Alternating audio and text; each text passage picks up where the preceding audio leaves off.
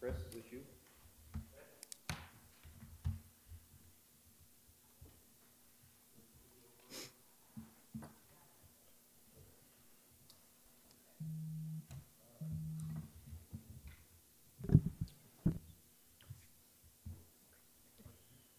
Council President Block, as we near the end of the year, and as we all know, this year was an election year, and the democratic process has been completed, and we have 2 new council members coming on to the council. But I can tell you, having worked now for the city of Fishers for the better part of 15 years, I've served under town councils, I've served under city councils, and every single individual council member makes quite a sacrifice to sit where you do. I was talking to an individual the other day, and this person I trust a great deal. We were talking about city council life, and this individual said the best day of a city council member's career is the election night. And because once you get elected, you realize the thankless job that is before you, which is to filter what you think is in the best interest of your community, to answer constituents' concerns, to make difficult decisions when things are not as black and white as we all think it is out here, and to really be in the shadows of the mayor at the time who's running around doing Lord knows what. We have 2 council members who will be exiting after tonight's council meeting, and we wanted to provide a small token of appreciation on behalf of the entire city for all the work that you've done. And so first, I'd like to say a few comments about Rich Block, if I could. Rich is the true testament to a reluctant politician. Politics was not in his blood, not in his DNA. It's not what he wanted, but he cared an awful lot about this community and wanted to provide his insights, his expertise, and his experiences to make Fishers a better place. And I can tell you unequivocally he has done that. For those of you that maybe were curious about what in particular Rich's passions were on the city council, he was very passionate and very astute about economic development and really helped us sharpen our pencil and really understand what, from a real estate's perspective, what's in the best interest of the community. And so tonight, Rich, we want to provide you a small token of appreciation. This is a small plaque with some of the more memorable things that have occurred in your time, including some of the economic development projects we've had. There is a spike from the railroad. and I nabbed 4 of those. Also, a magazine cover where Money Magazine named us the #1 place to live. And we are grateful for all of the work that you've done. And certainly we'll miss you, but appreciate your friendship and your contribution to the city. So come on down and get your plaque.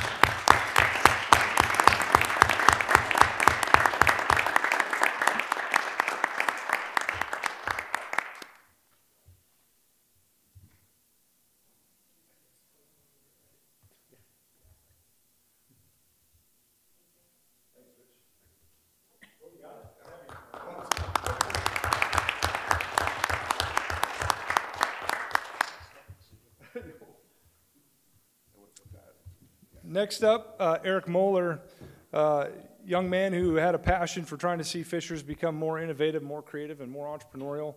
In several of the conversations that I had with Eric over his tenure at the city of Fishers, he was really a champion behind the scenes about Launch Fishers, about bringing technology into our community in unique and different ways. In many ways, Eric was very much the reason behind the positive relationship between the school board and the city of Fishers. Making sure that there was open lines of communication. Both he and Todd Zimmerman founded a scholarship program within our schools that I think is extraordinary. And really excited to continue to work with Eric long-term and just brainstorm when we get together about how we can become more environmentally conscious, and really just did some really innovative work here. So Eric, on behalf of the city of Fishers, thank you for your service as well.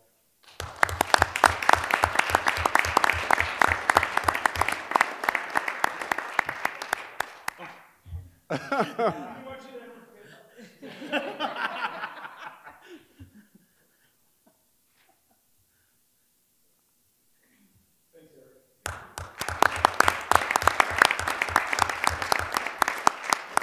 we Photoshop him out of that? The next one is for someone who is actually now about to start the political journey that I'm very excited about. Leah McGrath came to the city of Fishers nearing the beginning of my first term as mayor. As I said over the weekend, I got to know Leah down at the State House, where she was advocating on behalf of cities and towns across the state of Indiana. She may not remember this, but I actually remember the first time I actually interacted with Leah. I was sitting in a legislative meeting. We were negotiating, believe it or not, small cell tower sites, which is still part of my everyday work. And here comes this fiery, redheaded woman into the meeting and just starts articulating and arguing with the telecom industry like I've never seen before. And I thought, holy cow, who is this person? And it left an impression on me. And so when we had the opportunity to try to bring someone into the organization that had a passion to really engage our community in ways that we hadn't, that brought a different lens that could articulate the vision of what our community is aspiring to become. Unquestionably, I only called one person, and Leah has come in, and her impact will be felt for years to come in the city of Fishers. I'm sure of that. Some of the accomplishments under Leah's belt. I think she ran what I think is probably the best model of community engagement when it comes to the Nickel Plate Trail. Very difficult and controversial issue. She was able to turn that and create what I think was something that the community was truly excited about. Spark Fishers, reinventing a community tradition that will live on for decades to come. Her work with Cecilia Coble on the ADA community is really a best model and has been awarded by the governor and recognized by the governor. And so there's been a variety of things time and time again where when we think about that bridge to our residents, when we think about articulating the vision of our community, Leah did that in spades. She's now about to enter into the private sector and hopefully back into the public sector in a different format, and I couldn't be more thrilled for her, and I couldn't be more grateful for her time here with the City of Fishers. So with that, Leah, come on up.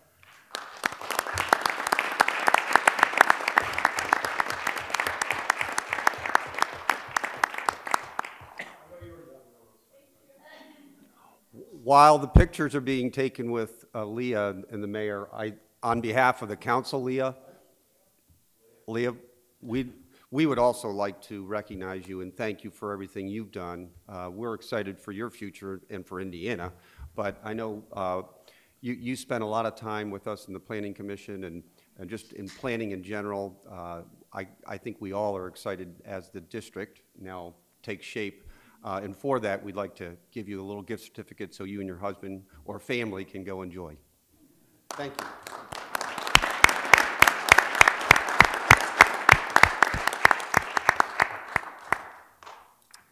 Very nice, thank you.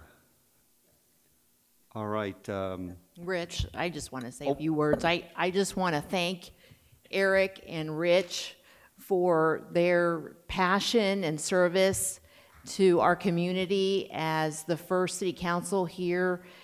You should be very proud of everything that you have been a part of these last 5 years. Fishers has had an amazing journey, a successful journey, and you have a lot to be proud of, and we're definitely going to miss you, and we want to thank you for everything that you've done and for your friendship.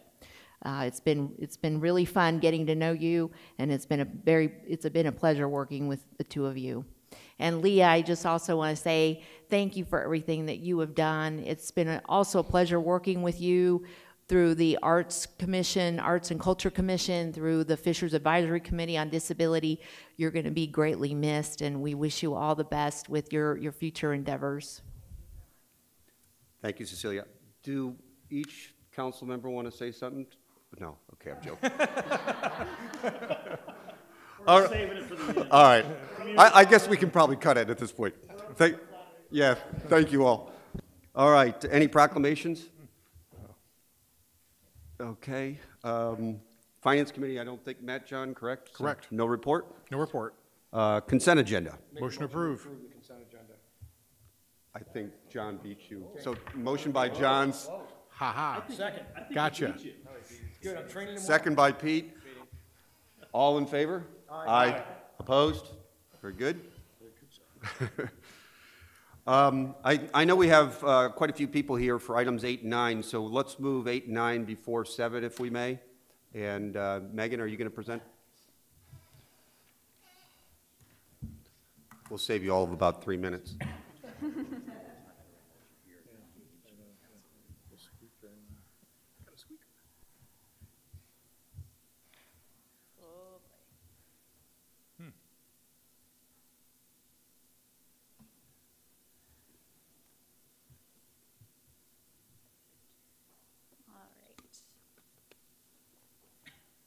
Good evening, Council. For the record, Megan Baumgartner, Director of Economic Development. Since we have moved up items 8 and 9, there's 2 items here that go together. They both relate to the Mattingly construction project that is before you tonight for consideration. Steve Mattingly, who is a local resident in Fishers area and has his company here, Mattingly Construction, approached the city a few months ago about an opportunity to purchase additional land that was previously owned by Sun King Brewery when they changed their plans to move up to the yard. That was an opportunity to bring some additional build-to-suit and owner-occupied buildings to Fishers. We worked closely with him, as well as 3 different prospect companies to put a vision together that really is, we think, creative to local entrepreneurs. It brings the opportunity for smaller office space and starts some additional development in the Kincaid area. The Fishers Gateway Park is what it's referred to now. Steve is here tonight along with 3 of the prospect companies. And Steve, if you'd like to come up and say a couple of words to council about this project. And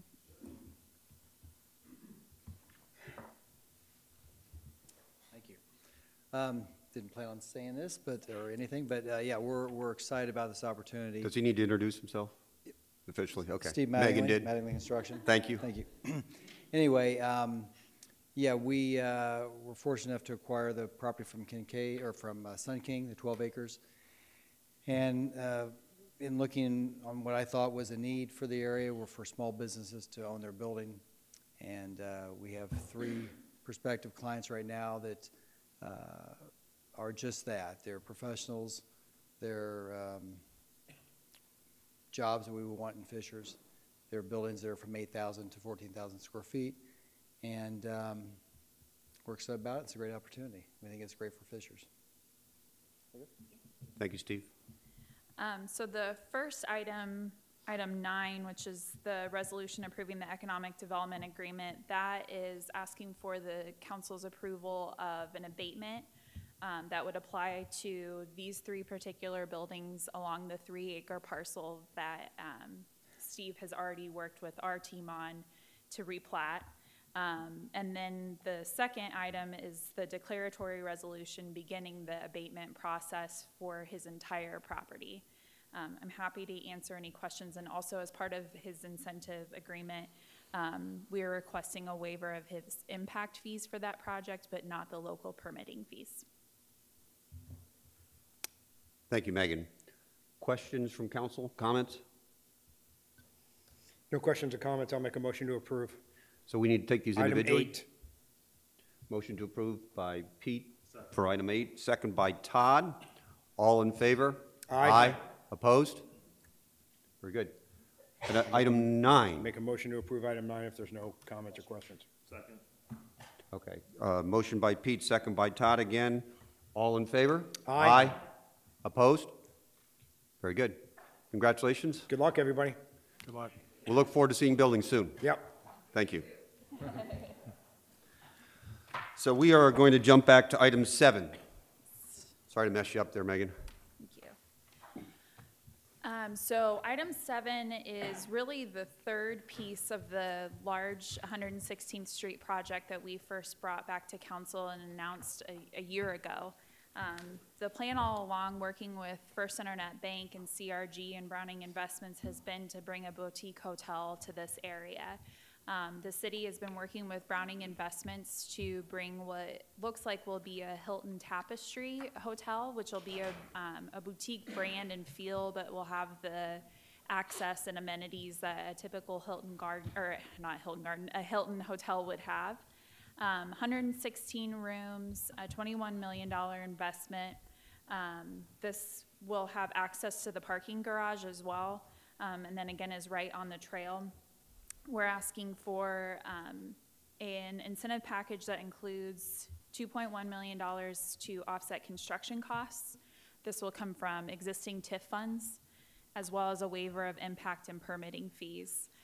Since the trail construction is still underway and the plans are still being developed, we also have included an up to $100,000 allocation for them in the event that somehow the trail construction cost them any sort of additional funds to build their building.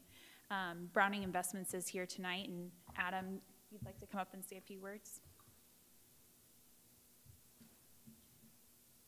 Thank you, Megan. Good evening, councilors. Adam Chavers with Browning Investments. I'm joined here tonight with Door Hotels, Kelly Tabling. Just wanted to say thank you very much for your consideration of the project agreement in support of this sort of third installment of what will be sort of the the delivery into reality of the sort of ambitious vision that everyone put together here for the Nickel Plate District. So we're excited for this project. We think that it's unique. It is the smallest of the three pieces, but we think that good things come in small packages and very, very tight places as we try to wedge this in between the trail construction as well as the parking garage construction. So thank you. Happy to answer any questions. Questions of council? No questions. I'm going to make a motion to approve. Second. All right, motion to approve by Pete, second by John. All in favor? Aye. Opposed? Doing a good job, Megan. It's a marathon, not a sprint. Item 10. Item 10 is a request to approve an economic development agreement with Strongbox Commercial. So this is for the northwest corner of 96th Street and Lantern, the former Marsh grocery store site. The city has been working with Strongbox and the owner of that property for a while to develop a project that's going to lend itself to some redevelopment efforts along 96th Street. And then also be cognizant of the existing buildings and businesses that are in that area. And we think that we've come up with a really great solution. Strongbox is working through their agreement process with a new user to take 60,000 square feet of the existing 80,000 square feet. So they will demolish 20,000 square feet of that existing building, completely redo the facade, and plan about $7 million worth of investment in improving the parking lot and landscaping. They also plan a 10,000 square foot retail outlet. And as part of this project, the city of Fishers is requesting, or we're requesting, a waiver of impact and permitting fees for that front 10,000 square foot building. In exchange for that, Strongbox has committed to work with our police department and purchase 4 license plate readers to set up the city's first license plate reader program along 96th Street. So really, again, reinforcing the corridor and making a strong stance here. They will probably— Megan, if I could, Yep. I just want to be clear about these license plate readers. This is not a, if you run through the red, the stoplight, you're going to get a ticket. This is about if we have criminal activity down there, we'll have the opportunity to draw on this data and really start to put together really pretty strong technological shield down there on 96th Street. And this group has been very good to work with us on thoughtful design of this intersection so that we can really ensure that everyone that's down there is having a safe and that along with the 96th Street reconstruction that we're going to be doing. We think this is the first step to really starting to reinvigorate and revitalize a key corridor here in Fishers. So again, the request for the waiver of impact and permitting fees is just for that 10,000 square foot building. And then again, in exchange for that, the implementation of the license plate reader program. They will begin their rezone process with our planning team as well. And that will hopefully lead to us being able to announce the user that'll go into that space in the next couple of months. Happy to answer any questions. Not really a question, Megan, as much as a comment. So I had the fortunate to be out in Los Angeles this last week at a conference. Doesn't make a difference what the conference was, but I was with a number of different communities, many of them from Indiana when the news broke. Okay, many of them which have Marsh stores which are sitting idle, right? And we announced that we had something to do with the Marsh store, and they all looked at me like, what are you guys doing that we can't do in the rest of Indiana? And my comment back to them was a great staff and a great mayor. So my hats are off to you guys because I know these sites are a challenge, and I continue to applaud the efforts of not only you guys in the economic development and the mayor's office, but these are challenge sites to find the right mix to go into these areas, and I can't compliment you guys enough for finding really what I think is just going to be a gangbuster development that goes on in there and really kind of continue to enhance that 96th Street corridor. So. I want to state that I've been in communities where they've used the license plates readers to enhance the safety within their communities, and I'm very thankful that Strongbox is willing to help us in this manner and to help us down on 96th Street. I'm hoping that we can expand that effort on 96th Street as we continue to work on development down there. So thank you for working with them on that, and thanks to Strongbox to allowing this to move forward. I'm going to add one last comment, too, because I think sometimes the public misses what happens through the process. And I know that you've worked tirelessly, probably on 4 or 5 different concept plans, and gotten feedback from council, from the mayor, staff, months, and yeah. And so I think this is an example that I think we've come up with, or you've come up with, a plan that really does hit the mark, and I appreciate that. But I think that for many, it's lost on how much time and effort it does take. So thank you. Yeah. Is there any further comments? I have one. I certainly appreciate the work of Megan and the mayor and all the, and everything's done, but if we all recall, we actually put some constraints on this property to make sure it wouldn't be converted into something else that they went and had to come back to us, and that was something that was really important. Some folks really thought that was concerning, that we were taking away property owners' rights, and, you know, but I think it's worked out very well in this instance. And for me, in my world, I get more concerned about my neighbor's property rights rather than some developer's property rights, quite frankly. And this is a way that we're able to kind of land that plane, be able to do that, have a good development, and make sure that it's a great amenity for our community. So with that in mind, I'll make a motion to approve. Motion. I'll second that, John. Okay. Motion to approve by John, seconded by Pete. You need to work on yourself, Pete. Okay. He had the floor. All in favor? Aye. Opposed? Very good. Thank you. Item 11, Megan. This is the second step in an abatement approval for 10300 Kincaid. That is currently known as Gateway 1. Previously was the home of Roche when they were doing their construction, and has been a vacant building ever since Roche left in January of 2017. A year ago, I believe, council approved the declaratory resolution starting the abatement approval process for this site. So under Indiana state law, this building is an eligible building for a vacant building tax abatement. We've been entertaining various prospect tenants in that building and working closely with the building owners for quite some time. And I think that this step in taking the confirmatory resolution really is kind of signaling to the development world and these tenants that this is something that the city of Fishers supports. And then hopefully we get this building filled. There are no tenants who have signed on any sort of lease at this building yet.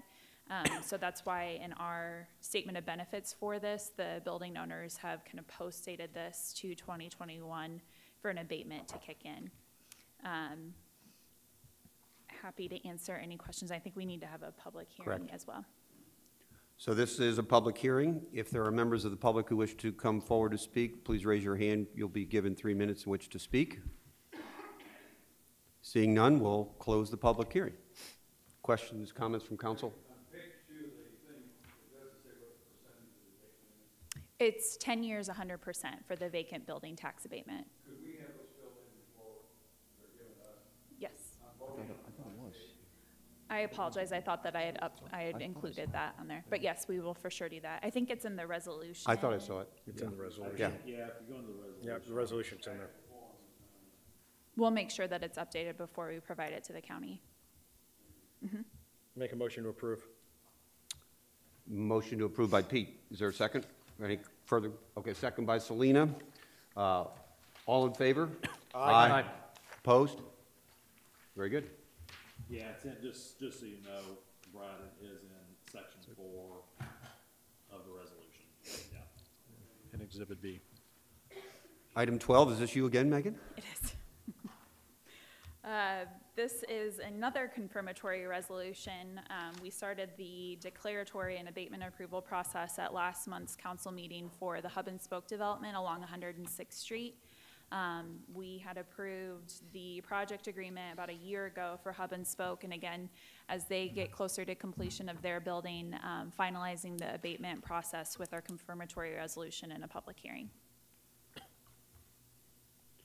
All right, so this is a public hearing. If there are any members of the public who wish to speak, please raise your hand. You'll be given 3 minutes in which to speak.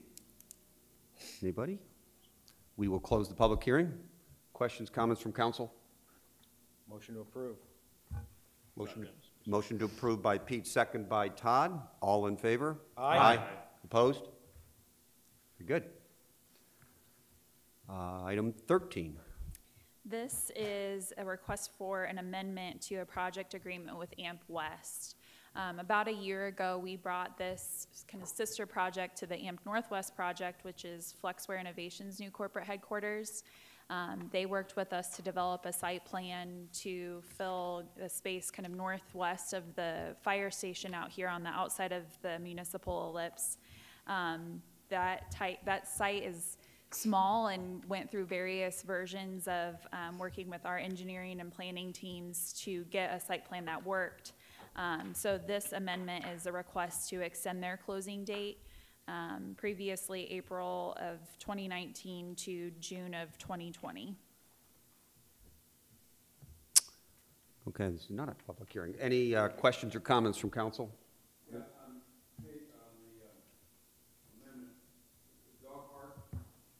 Oh, that's right, thank you. We're also, because they anticipate the size of their building increasing slightly, for them to meet their parking ratios, we're giving them a parking easement to the dog park parking lot, which is the parking lot adjacent to the depot's dog park. So that's a public parking lot that the city owns. So there aren't going to be any sort of designated spots there. We're just going to have an easement in place saying that people and tenants in that building can park there. Thank you. I'll make a motion to approve. Motion to approve by Pete. John? Second? John, second? I just wanted to remind you, John. All right, motion to approve by Pete, second by John. All in favor? Aye. Opposed? Very good. Item 14. This is also related to the AMP West project. As part of that original project agreement, we approved an abatement, so this is just the first step in the abatement approval process for the declaratory resolution. We did provide notice to the assessor's office that we anticipate moving forward with this. Motion to approve. Motion to approve by Pete. Is there a second? Second by Selena. All in favor? Aye. Opposed? Very good. Thank you. All right, 15. Promise this is my last one. This is a resolution approving an agreement between the City of Fishers and the Humane Society of Hamilton County. Hamilton County announced a couple of years ago their intent to build their new facility along 106th Street and Hague Road. As part of that process, they have requested a waiver of impact and permitting fees for this site. And I believe some representatives from the Humane Society are here tonight if you'd like to come up and say a few words.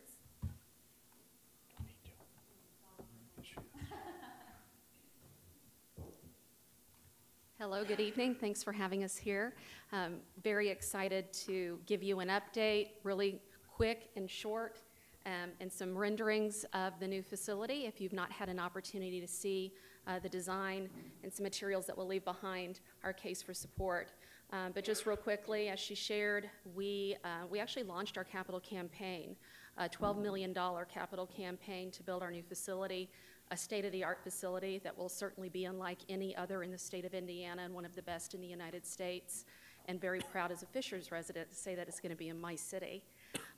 But we launched that campaign in November of 2018, and I'm very excited to say that as of right now, we're just over 11.5 million toward our goal. And we have a stretch goal of now 14, where we'd like to have 2 million in an operating endowment to help us continue to operate and sustain our operation.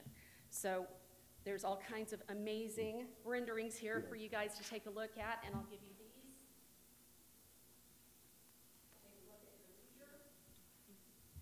Take a look at your leisure.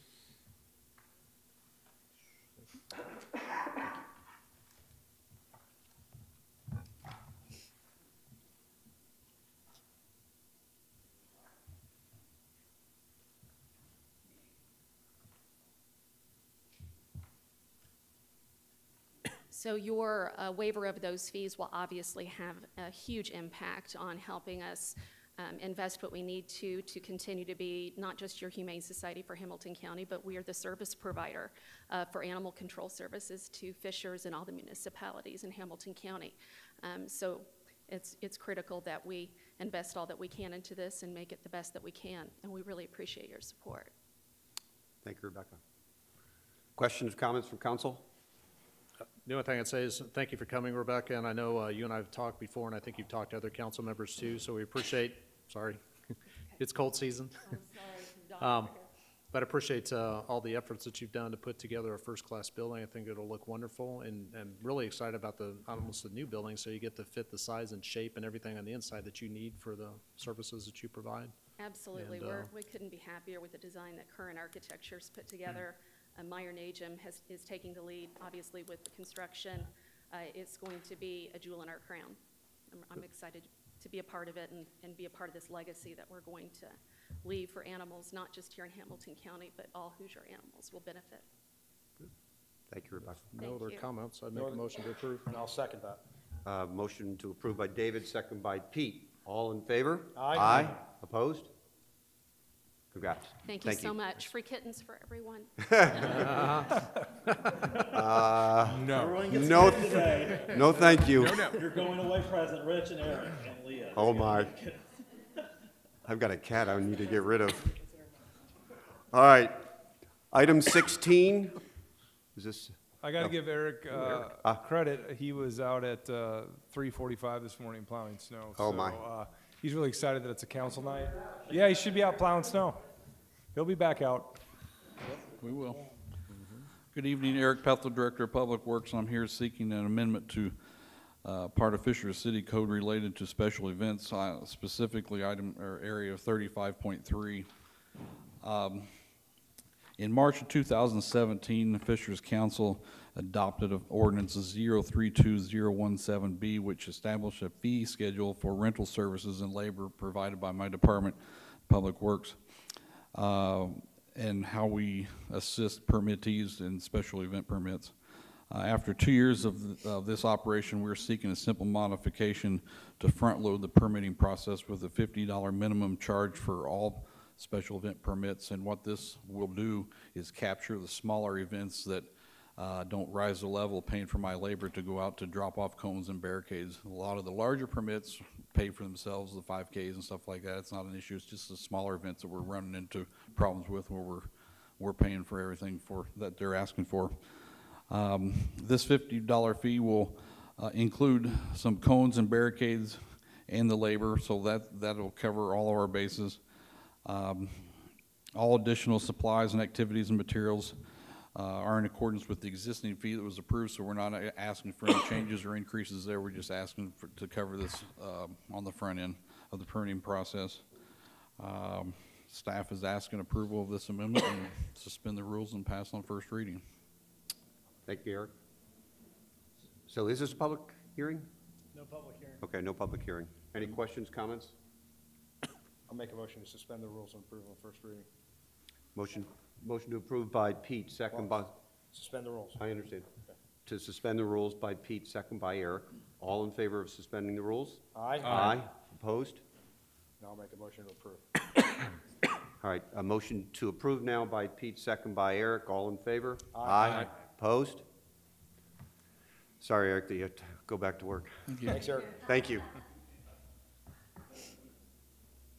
Item 17. Mr. Pagano. Good evening, City Council. For the record, Tony Bagato, Director of Planning and Zoning, and I'll be presenting the next 3 items.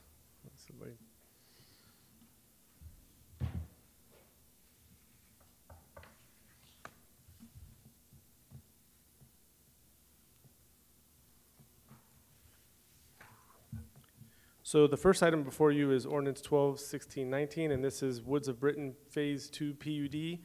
This is a proposed amendment to a PUD that's currently zoned PUD M, which is for mixed use, but this PUD off of 37 is designated for industrial or commercial use. With the changes coming to State Road 37 and limited access to this site, this property has not sold as commercial, so we were approached several months ago about the potential of expanding the existing apartment complex to the east there to add additional units.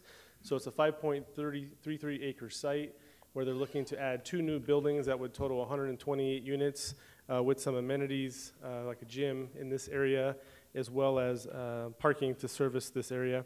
There is currently a private road that will connect to the existing apartment complex if approved, and then will lead into this private road, which could potentially become public as part of our pursue for public-private roads that act as public roads, and this would be one that we would consider in the future as being a public road.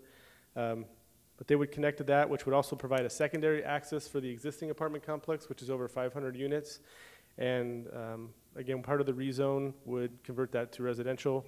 I will also note, as part of the change from State Road 37 and the noise impacts, there is going to be a sound mitigation wall for a portion of this area that would also limit visibility of this site if it became commercial. So when we were, again, presented with this, staff thought it was a good proposal for this area. Here is a design of the project.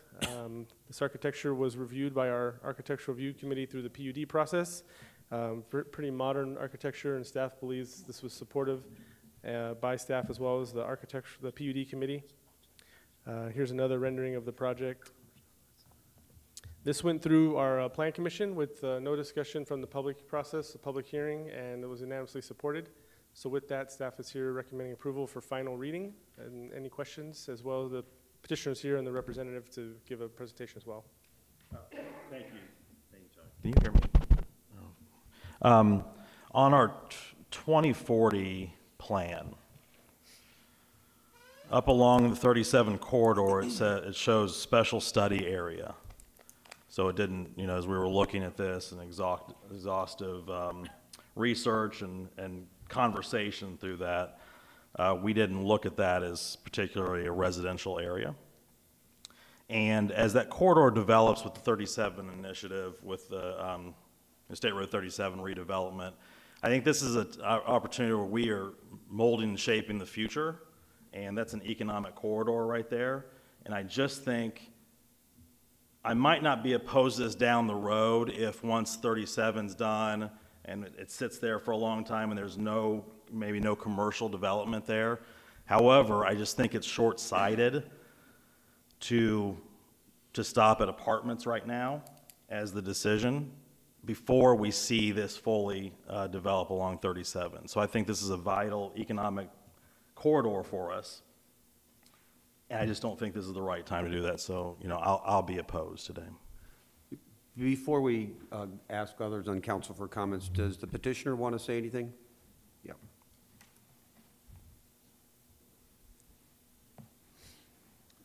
Good evening, Mr. President, members of the City Council. For the record, my name is Steve Harden. I'm a partner in the law firm of Faegre Baker Daniels, and I'm pleased to be here representing Regency Windsor. And from Regency Windsor is Mr. Phil Lambert and his son Eric Lambert are here. They are longtime investors, first movers here in Fishers. They are the owners and original developers of Sunblessed here in downtown Fishers, approximately 80 acres or so of development that's about 30 years old. They also developed Sun Lake apartments on State Road 37, as well as Woods of Britain. Those three projects, I think, generate about $2.5 million in property taxes here in the city of Fishers every year. And so they're investors and developers. They're not building to sell right away. Their long-term commitment to Fishers is probably unparalleled for what they have done so far with the community. Tony's right. When this first was presented as trying to sort through both from the owners of the property, trying to determine what to do with this site, it is not something that has come about in a quick manner. This was originally zoned, and I'm not going to remember this exactly right, but I believe it's been at least 15 years and probably more. It might have gone back to 2001, which before that it was a golf course. And then it was rezoned for commercial uses, I believe it's 2001, 2004. And I'll put one of the areas up here.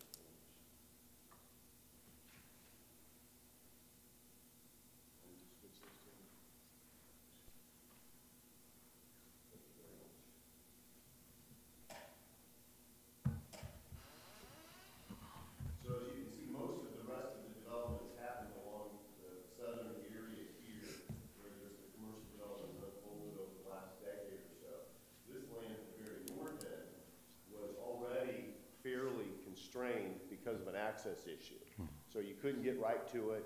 Most retail development wants to be able to keep the customer's eyes at the front of the front door and where the signage is. And here, even with the access on 37, it has not found a home with any viable commercial development for us. I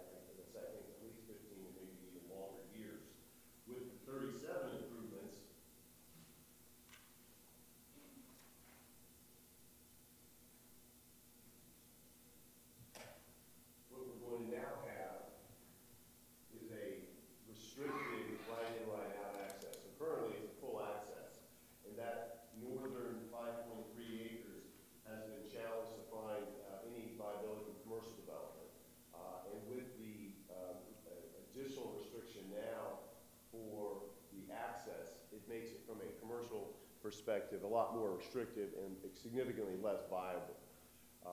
From an investment perspective in the community, it does a number of things. This development can seamlessly transition from the existing development that's there today. This will have about a $17 million economic investment in the community, a 5.3 acre site. If it was developed for single-story commercial retail uses, would be about $5.3 million. So it's a significant boost in the assessed value, and that's shown by the existing developments that Regency has done over the years as well. This is anticipated to generate, just on this 5 acre site, about $300,000 in additional taxes. I think we were asked during the Plan Commission process if this development was seeking any economic incentives from the city, and the answer was no.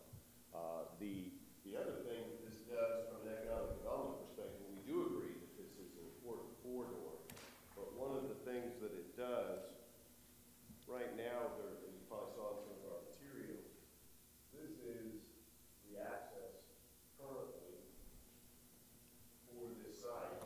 And so right now, any of the residents that live in the 500-unit development of Woods of Britain, for them to get down to Fisher's Marketplace, and after this access is now restricted, they have to leave their development, go on 141st Street, either come south on Cumberland past the school campuses, or come out on 37, and then go south or go east or west on 131st Street to get into the development. So with the new improvements to State Road 37, the access for this neighborhood to be able to connect into Fisher's Marketplace is greatly restricted. On the flip side of that, is with the development,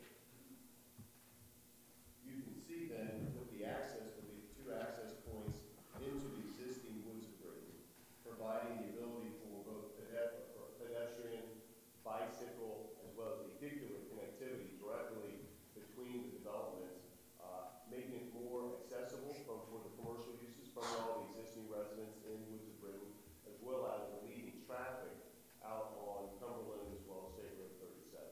So from an economic investment perspective, it's anticipated to generate 3 times the amount of investment into the community.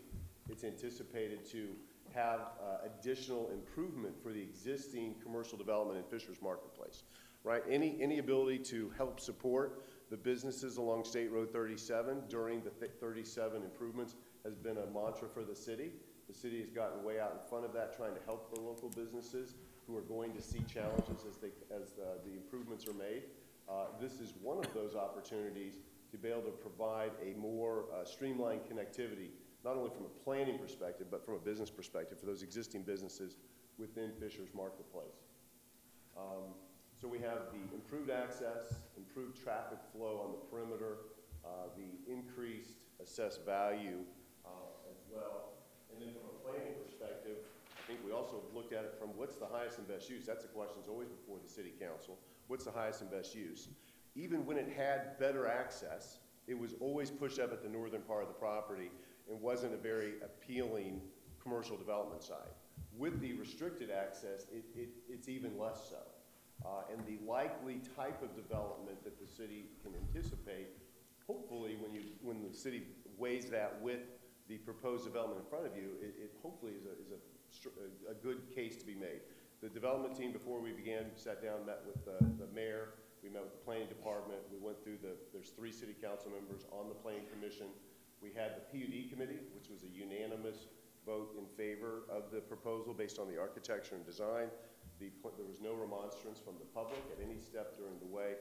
And then at the planning commission, again, it was a unanimous favorable recommendation for all the basic planning reasons that we have. We often talk about that a good project that receives support and approval from the city council typically are projects that have all 3 things. It's good planning, good government, and good business. From a planning perspective, to enhance the accessibility and circulation is a wonderful thing. Nowadays, we wouldn't do projects without providing connectivity, and this body's talked a lot about that over the years. So here's an opportunity to correct something wasn't designed back in the day the way it would be today. So it's an opportunity to do good planning, to be able to expand a neighborhood that already is providing a place for young people as well as older people to live. I'm going to ask Mr. Lambert to come up in a moment just to share with you a little bit about his vision, who their residents are, so you can understand who this is being designed for. And then from a business perspective, the current owner has not had other viable, appropriate type of commercial users reach out to them to want to purchase this site. And from the support for the existing development, both of those are real positives to be able to have this occur. From a government perspective, it's providing a good connectivity and providing the enhanced investment as well for the community. I'm going to ask Phil Lambert to come up for a moment and just to say hello. You might not know him yet, but they have been here for 30 years or more with their development. And just talk a little bit, Phil, about your vision for this and who your residents are, who you anticipate living in this development. Thank you, Steve. My name's Phil Lambert, and I'm president of the Regency Windsor Management Company. And we are a small family company. We built Sunblest 32 years ago. Sun Lake maybe 28 years ago, and Woods Britton 24 years ago about. And we've owned them ever since. We love this town, and when I saw this site, or when I was speaking to the seller of this site, what I saw was a site that's been vacant for a long time. And I saw an opportunity to enhance his customer clientele, the businesses in Fisher's Marketplace, and to help us too. I thought it was a win-win situation because we had the unique advantage of being able to tie it into our site. And it's a large property. It's 521 apartments. We've got 980 residents there. And with this, we'd add maybe another couple hundred. So you're talking, almost 1,100, people that would have easy access into the Fisher's Marketplace. So I thought it would help them. It would help us. And in terms of our residents, if you want to look at people we rent to right now, it's, apartments. It's not like it used to be a long time ago, where apartments were typically viewed as a starter home, and then as people got older, they bought a house. It's not like that anymore. Apartment living is more of a lifestyle now. A lot of people are choosing apartments because they want to have more leisure time. At Woods of Britton right now, 25% of our people that live there are 65 or older, which is it didn't used to be that way, but right now that's what it is. 35 to 50% are what we would call young professionals, 30 to 50 years old, and your starter families, the children of our community, I would say it's about 25% of our current population there. So could you talk a little bit about, you plan to have elevators in these buildings, which is unusual for a lot of multifamily, and just compare and contrast maybe also the rents that you're anticipating for this development versus the neighboring property. Okay. Well, it's obviously going to be a different architectural style. We're not going to try and match the style that we have, but we do plan on managing it from Woods of Britton, and those residents would have access to all of our amenities at Woods of Britton. The rents here will be $185 to $300 higher than our current, than at Woods of Britton. It's going to be much higher. It's going to be a higher end property. It'll have elevators in the two buildings, which I think would appeal to an older clientele also. That and trash chutes, no exterior dumpsters. One other thing too, I know we've had some of the council members more interested than others about electronic vehicles. I don't know if there was any in the small print came out, but we did talk about it. Councilman Moeller, as we went through the project, that there was a desire, and he found a kindred spirit in Mr. Lambert. They're planning to install electronic charging stations in the existing development. We are. As a matter of fact, we're putting some in we're looking into putting some in at Sunblest right now, and we're going to put some in at Sun Lake, and we would put some in here too. We're going to start off with infrastructure for like 6, and put in a couple spots initially, and just see how it goes. We've had one person ask for it, but I figure once we get them in there, there'll be more. So. Thank you.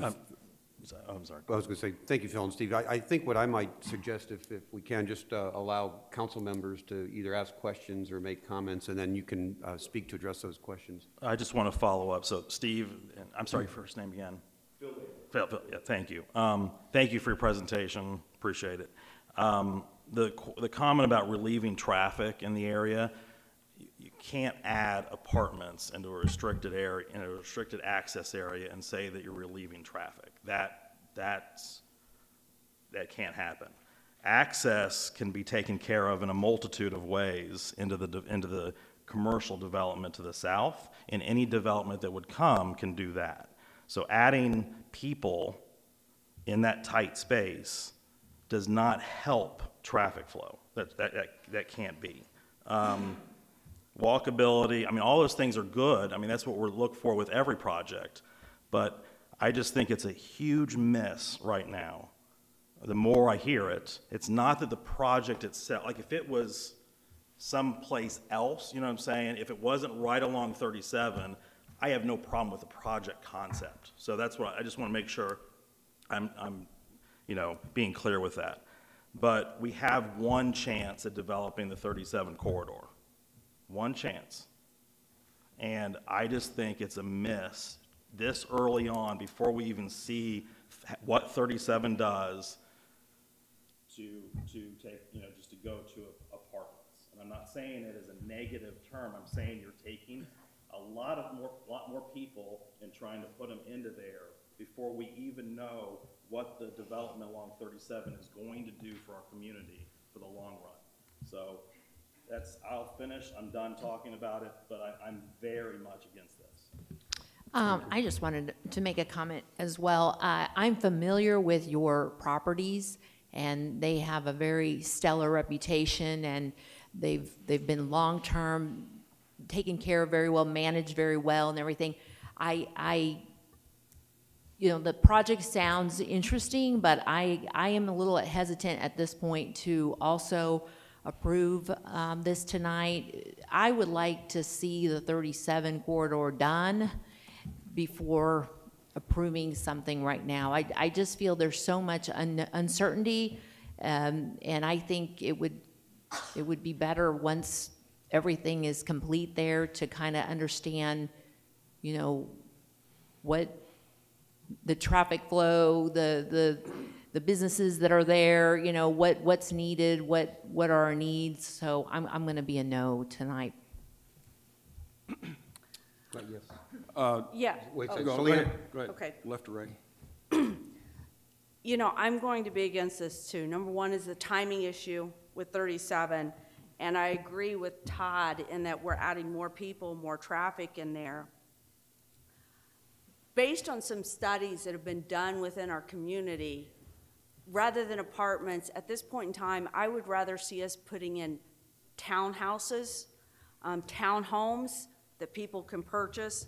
I think this is our need, probably more than apartments are within our community at this point in time. I'd rather see the 2040 study completed and the development of 37 completed before we go down this route.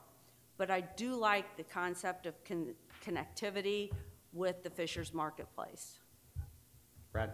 Steve, I think you guys have personally done a great job with it. As a serial entrepreneur, if you gave me that ground for $1, I wouldn't build any retail there because I know I want to survive. It's not going to succeed.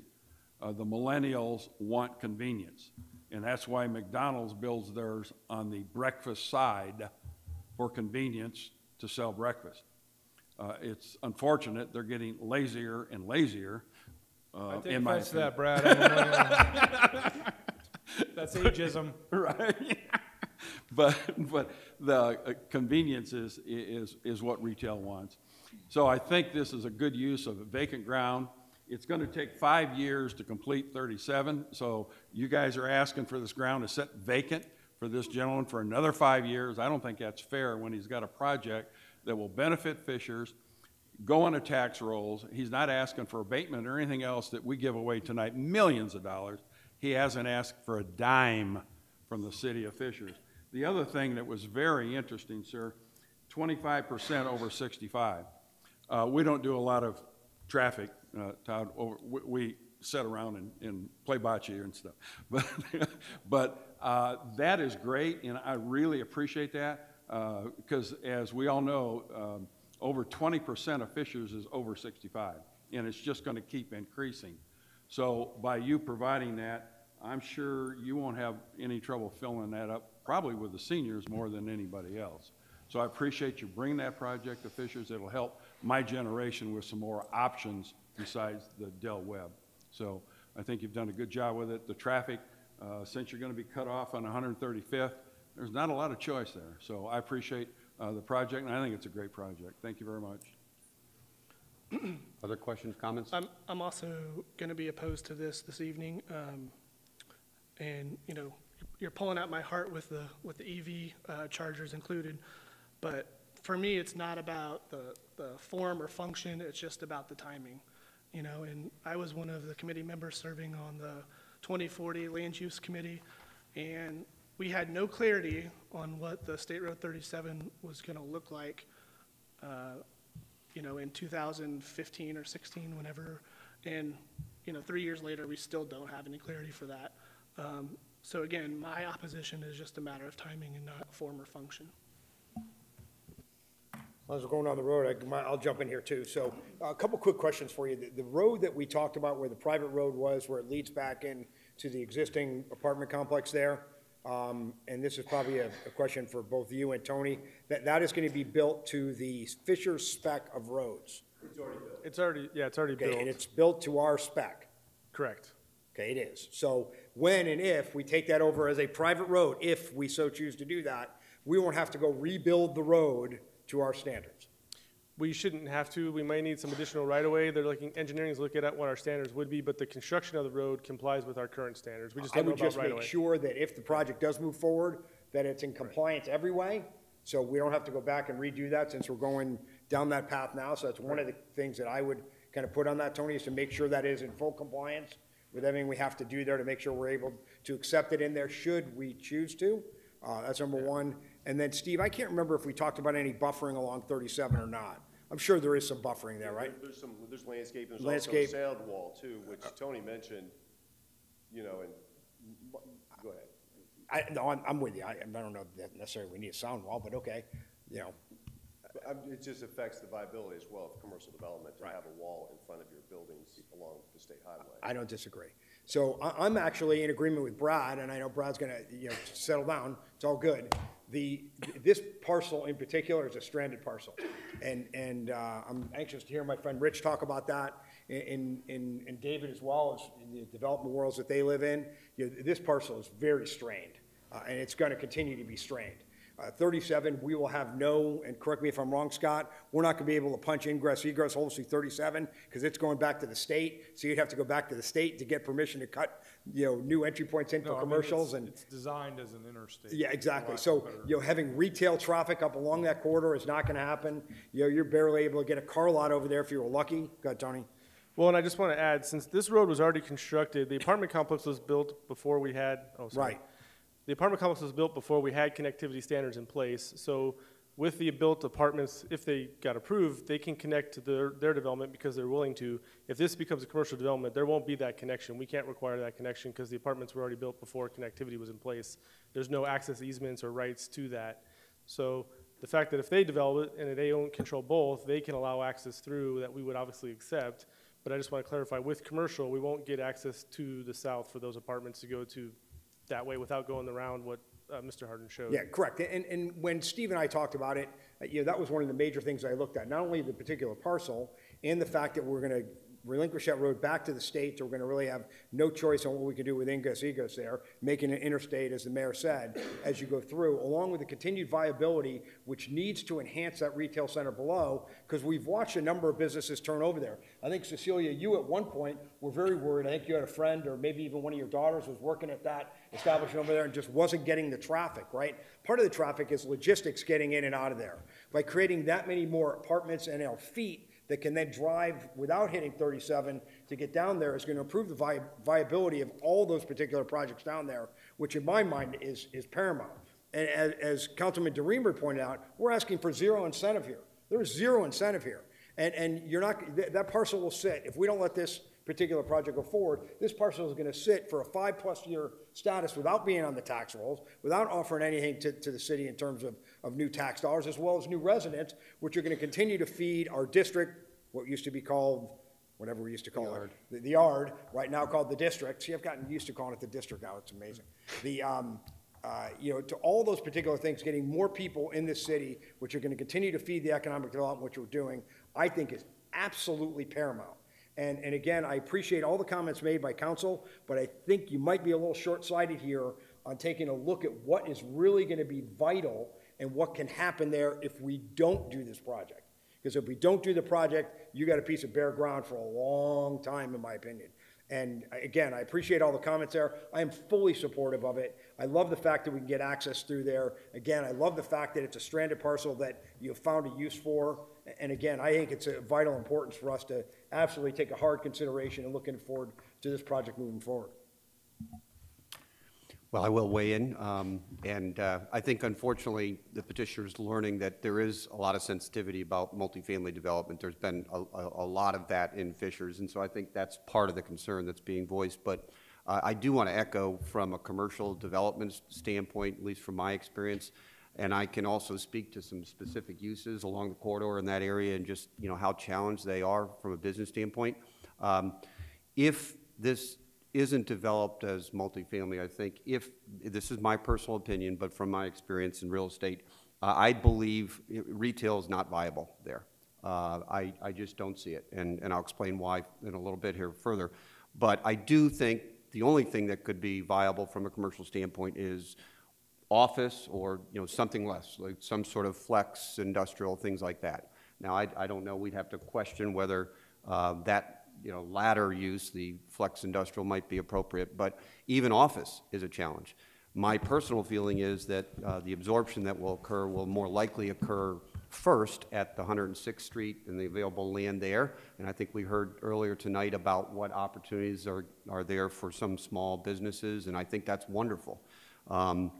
But, you know, I will speak specifically to some of the challenges, and people may know this, but the Zaxby's there has struggled from the get-go. It is on the market.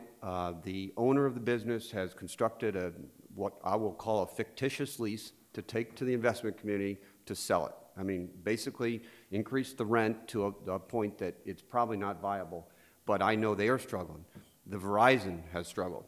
The RAM that was located just to the south went out of business. It was on the market for 2 years. It's now being redeveloped for what's now going to be a dental office and some other sorts of uses. But quite frankly, I don't think any sort of restaurant or destination use like that is viable in that area. And so while I appreciate the concern that's voiced, and I think part of this is the multifamily concerns that exist here, I look at it as much too from, okay, what is the highest and best use? And I believe this is an example where I'm not wild about multifamily, just for the record, continuing. But I think this is an example that the site justifies it. And the last thing that I wanted to point out is, you know, really purely the economics behind this.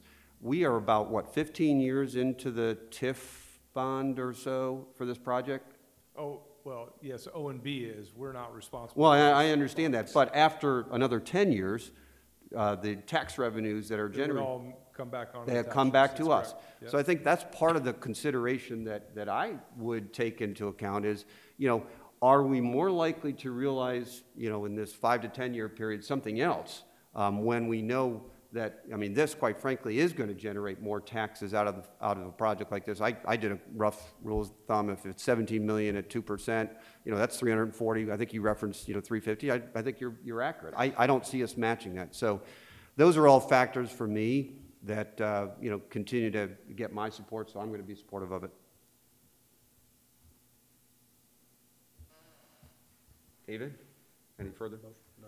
All right, any further comments, questions from? Ray, Rich, just a moment, please, if I could just Yes. add something. So the challenge for a local business in hearing what we're hearing tonight is it's a challenge because, and I know that we have no longer doing first readings. I understand that may change, but you know, we could hear what people's comments were. A lot of them were timing.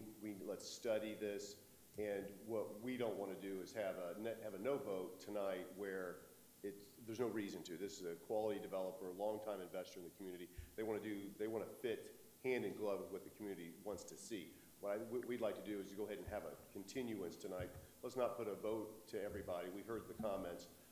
Let us decide whether we want to withdraw to allow the opportunity, if the city council believes there's need for additional study. This is absolutely right. I chaired the Future Land Use Committee that Eric was on and Rich was on that identified a handful of areas. We maybe got ahead of ourselves by doing the analysis and a lot of the study internal with the city. But let's take what we like to do is let's take a pause. And if that's the will I'm hearing tonight with the folks that spoke, let's not besmirk the project with a negative vote. Let us continue it, decide whether to withdraw before January, and whatever way to do it is let's give it the special study that it called for to answer the questions that we heard tonight. So that would be our request. Would be the will of the council. Do we need to make a motion? I'll make that motion. Okay, motion to continue by Todd. Second by Eric.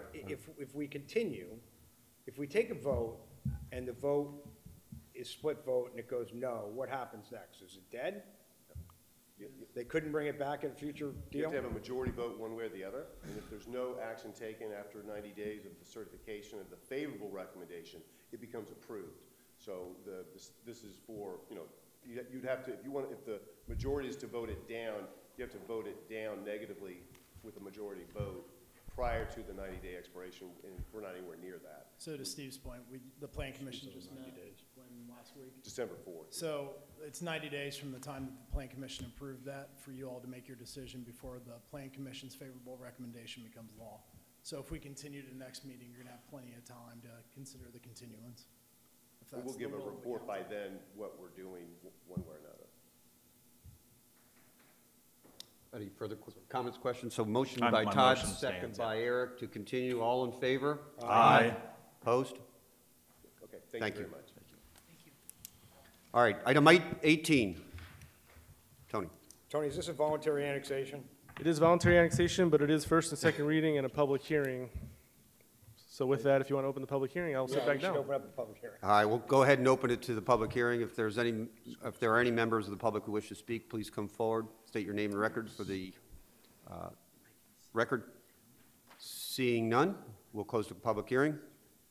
Motion? Motion for first and second reading. That's it, right? Yep. First and second. Just Okay, first. very good. Thank you. Item 19. Okay, thank you. Then the last item I have is an update to the beekeeping ordinance that was just approved this summer based on some state law. So just to highlight briefly again, a state law was passed at the end of May, stating that no jurisdiction within Indiana could prohibit beekeeping within residential areas, which was the position that we had taken in our previous code. So based on that, the state law that passed said you can only regulate the location and the number of hives, and that's pretty much the only thing you can do. The ordinance we adopted had several other standards in there that went beyond that, and we had some comments from a resident who is a beekeeper here in Fishers who met with Councilmember Block and myself, expressed some concerns about the ordinance, how it violates state law, so we did make some revisions. And the new standards that are in your ordinance really just regulate the number of hives, the location of them, and then there's a list of other standards in there that are really just recommendations as best practices, but it's not anything we can force, so it just says highly suggest that you do this. For example, if like the beehives are visible from a sidewalk, we recommend that you put a fence around your property or some vegetation. We can only recommend it, we can't require it because that's not part of the state law. So with that, it was presented to the Plan Commission. There was overall support. The vote did go 7-1. We did have a resident or Plan Commission member who has a 5-acre property who felt that the ordinance would limit them only to 8 hives without a variance, and there was a concern about that and felt like there should be more hives for larger properties. I expressed the concern to the Plan Commission that these standards would apply to 90% of the city, which is mostly now a developed, urbanized community of suburban homes and not necessarily all 5 acres. So we would recommend that in those cases, they would, if it's for residential purposes only, they could go to the BZA. If it's agriculture, they're actually exempt anyways, and they could have more hives as an ag use, but for a larger property, we just recommended a BZA and that this still applies to the majority of the city. And with that, it was approved 7-1. But again, Tony, the metrics for the number, that's based on the state law. We're adhering to what the state law is, right? So the state law just says we have to allow a property to have them in general. The metrics I put in there were some standards. So I put in there, for example, if you're less than 6,000 square feet, we're allowing 2 hives. Okay. Those are just standards I found that other Indiana communities recommended. Avon had those standards, as well as Indianapolis. So those are recommended that we can control. We can change those numbers. We just have to allow a minimum of at least 1 for any property, and up to as many as we want. But we basically said after 25,000 square feet, I limited them to 8 hives. And then anything, again, if someone wanted more than that, they can get a variance if there was a unique circumstance. Okay, thank you. Any other questions or comments for Tony? I'll make a motion to approve. Motion approved by Pete, second by David. All in favor? Aye. Opposed? Motion carries. Thank you. Any unfinished business, new business? No? Very good. We'll open up the community comment. Are there any members of the community who wish to come forward to speak? Seeing none, we'll close the community comment. I just wanted to get a chance to say thank you, you and Eric and Leah, for friendship. I didn't get a chance to say this. I was planning it for the end, okay? But seriously, and I won't know what to do, even campaigning down the road, whatever it is, whether I run for council again in 4 years or whatever, without you around. But I really appreciate your friendship. My kids ask, are they still allowed to come and play basketball in your basement? So they feel like you're moving or leaving us, and I tell them no. But thank you for your friendship. Eric, thank you. It's been a pleasure. Even working alongside each other for the kids in the school system and for the teachers and stuff. I mean, it really has been a pleasure.